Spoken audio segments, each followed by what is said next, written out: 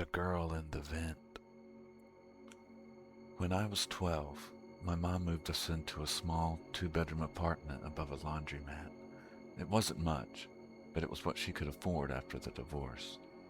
The place smelled like detergent and old metal. The floors creaked, the walls were thin, but the strangest thing was a vent in my bedroom. It wasn't like a normal air vent. It was larger, almost big enough for someone to crawl through, and it sat low on the wall, right beside my bed. The landlord told us it was part of an old heating system that was never fully removed. I didn't think much of it, not at first. The first night, I heard whispering, soft, faint, like someone talking from far away. I pressed my ear to the vent. Nothing. I figured it was the laundromat downstairs, people talking, machines humming.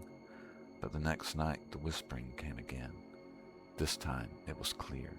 A girl's voice. "Hello." I froze. I didn't answer. I just listened. The voice came again, a little louder. "Is someone there?" I backed away from the vent and climbed into bed, pulling the covers up to my chin. I didn't sleep that night. The next morning I told my mom. She laughed it off. "Old buildings make weird noises," she said. "Probably pipes.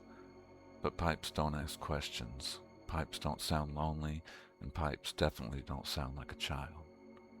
That night, I stayed awake, staring at the vent. Around midnight, the whispering returned. But this time, it wasn't asking anything. It was humming. A slow, sad tune. Something about it made my skin crawl. Not because it was scary, but because it sounded familiar.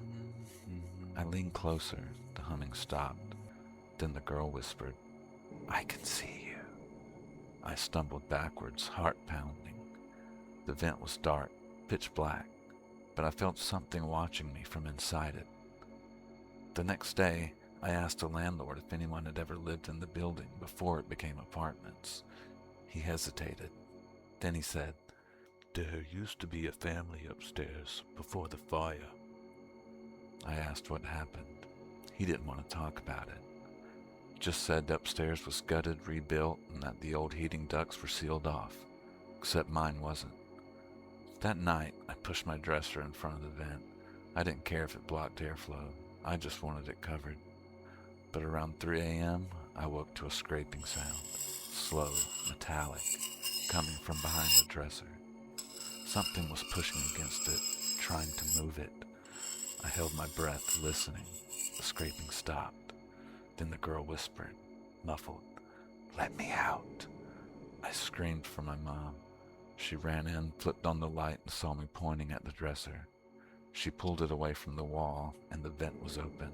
The screws were gone, and the vent inside had a small handprint, blackened, charred, pressed into the metal from the inside. My mom called the landlord again.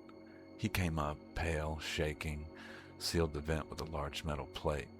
He didn't charge us. He didn't explain. He just said, "You shouldn't have any more problems." We moved out 2 weeks later. Mom said it was because the laundromat was too loud, but I know the real reason.